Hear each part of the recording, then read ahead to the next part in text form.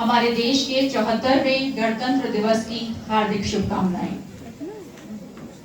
वैसे तो हमारा देश अंग्रेजों की गुलामी से 15 अगस्त 1947 को आजाद हो गया था, लेकिन एक स्वतंत्र राष्ट्रभूमि में एक स्वतंत्र भारत के नागरिक होने के एहसास को जीने के लिए अपने कुछ मौलिक अधिकारों का एहसास करने के लिए हमारे देश को कुछ नीतियों की आवश्यकता थी, और इन नीतियों को संविधान का रूप दिया हमारे देश के संविधान निर्माता डॉक्टर B.R. अम्बेडकर ने। और हमारे देश का पूर्ण संविधान लागू हुआ 26 जनवरी 1950 को, और इसीलिए 26 जनवरी का दिन हमारे देश में गणतंत्र दिवस के रूप में पूर्ण हर्षोल्लास के साथ मनाया जाता है। गण अर्थात व्यक्ति और तंत्र अर्थात एक व्यवस्था। तो ये एक ऐसी व्यवस्था है, इस संविधान की बदौलत हम एक ऐसे लोकतांत्रिक देश में जी रहे हैं जहां प्रत्येक व्यक्ति अपने मौलिक अधिकारों का हक रखता है, क्योंकि ये हक, ये अधिकार उसको उसके संविधान से मिला है। आज मैं यहाँ खड़े होकर के स्वतंत्र रूप से अपने मन में बहते विचारों को शब्दों का रूप प्रदान कर रही हूँ, इसीलिए है क्योंकि मैं इस संविधान के द्वारा प्रदान किए गए अधिकार का प्रयोग कर सकती हूँ। बहुत खुशनसीब है हम कि हमने आजादी की हवा में अपनी जिंदगी की पहली सांस ली। हम उन परिस्थितियों को, परतंत्रता की जो परिस्थितियां होती हैं, हमने उन्हें झेला नहीं है, लेकिन हम उनका एहसास जरूर कर सकते हैं। आजादी का मतलब जानना है तो वास्तव में एक पिंजरे में बंद पंछी से पूछिए। वो पंछी जो सांस तो लेता है, दाना भी खाता है, लेकिन उसके पंखों को उड़ान नहीं मिलती। और आज अगर हम ये गणतंत्र दिवस मना पा रहे हैं, अपनी स्वतंत्रता, विचारों की स्वतंत्रता, व्यक्तित्व की स्वतंत्रता, कहीं भी आने जाने की स्वतंत्रता, वोट देने की स्वतंत्रता, अगर हम इन सब की बात कर पा रहे हैं तो इसकी वजह है वो सारे शहीद, वो वीर शहीद जिन्होंने अपने प्राणों की आहुति देकर हमारे देश को आजादी दिलवाई।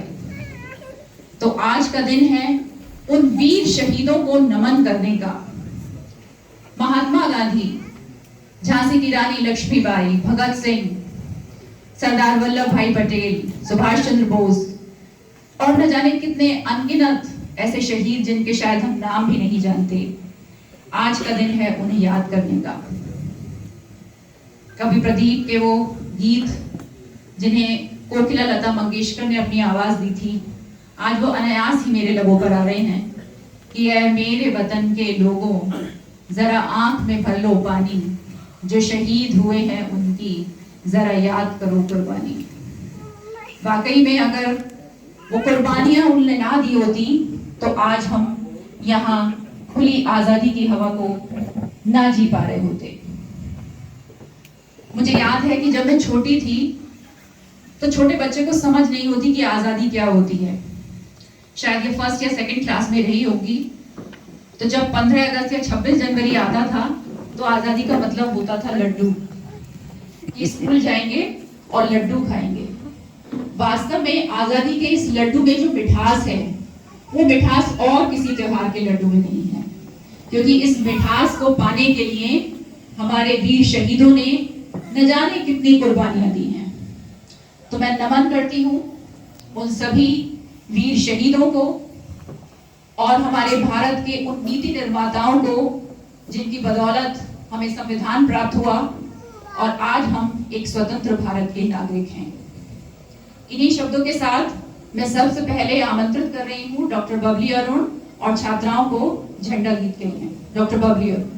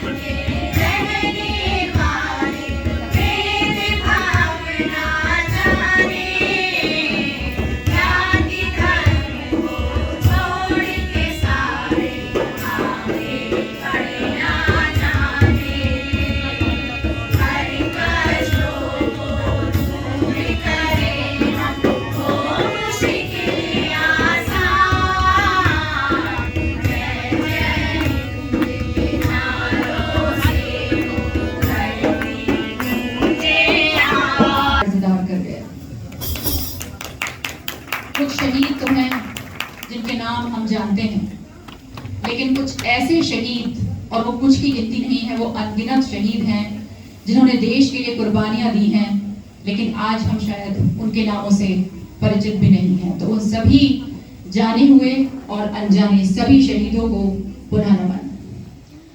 धन्यवाद बबली मैम, बहुत सुंदर प्रस्तुति। वैसे तो गीत शब्दों को लयताल में पिरोना ही होता है, लेकिन जब इस गीत में देशभक्ति की आत्मा जुड़ जाती है तो एक अलग ही जोश, एक अलग ही जज्बा जो है पड़ता है। पूरे साल हम लोग देशभक्ति के गीत सुनते हैं, लेकिन जब 15 अगस्त और 26 जनवरी आता है और जब ये देशभक्ति के गीत कानों में पड़ते हैं तो न जाने कहां से एक अलग ही जल तरंग सा मानो हमारे मन में बज उठता है। तो बहुत बहुत धन्यवाद डॉक्टर बबली और समस्त छात्राएं आपकी प्रस्तुति के लिए। अब मैं इसी क्रम में आमंत्रित साक्षी शर्मा, बीएससी कक्षा बीएससी सेकंड ईयर की छात्रा हूँ। मैं यहाँ उपस्थित सभी अतिथि महोदय, गुरुजनों और मेरी प्यारी बहनों, आप सभी को गणतंत्र दिवस की हार्दिक शुभकामनाएं। आज हम सब यहाँ भारतीय गणतंत्र दिवस का महोत्सव मनाने के लिए एकत्रित हुए हैं। साथियों, 15 अगस्त 1947 को हमारा देश गुलामी की बेड़ियों से मुक्त जरूर हो गया था, लेकिन देश की शासन व्यवस्था को चलाने के लिए हमारे पास अपना शासन नहीं था। संविधान के बगैर हम सब संविधान के बगैर हम देश को नहीं चला सकते थे। ऐसे में तब एक शासन सभा का गठन किया गया और संविधान बनाया गया। इसमें निर्माण में डॉक्टर भीमराव अंबेडकर की अहम भूमिका रही। संविधान को बनाने में 2 साल 11 महीने 18 दिन का समय लगा। यह संविधान ही है जो भारत की जातियों और वर्गों के लोगों को एक साथ जोड़े रखता है। भारत का संविधान दुनिया में सबसे बड़ा लिखित संविधान है। संविधान को दुनिया का सबसे बड़ा लिखित संविधान है। संविधान को लागू करने के लिए 26 जनवरी का दिन इसलिए चुना गया क्योंकि 1930 में इस दिन कांग्रेस के अधिवेशन में भारत को पूर्ण स्वराज की घोषणा की गई थी। गणतंत्र दिवस के अवसर पर राजपथ पर भव्य गणतंत्र दिवस समारोह का आयोजन होता है। राष्ट्रपति तिरंगा झंडा फहराते हैं।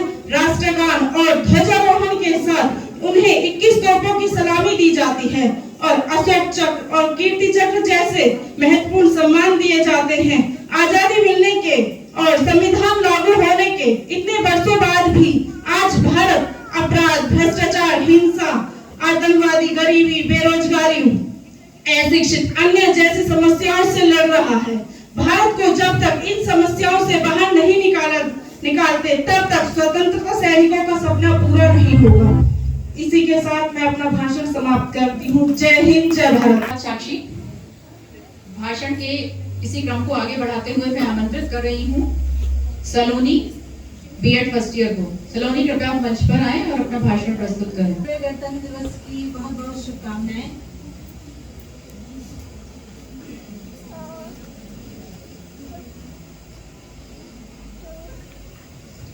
मंच को नमन करती हूँ। हमारी परम आदरणीय प्राचार्य मैम, हम सभी के चहेते समाज के लोकप्रिय माननीय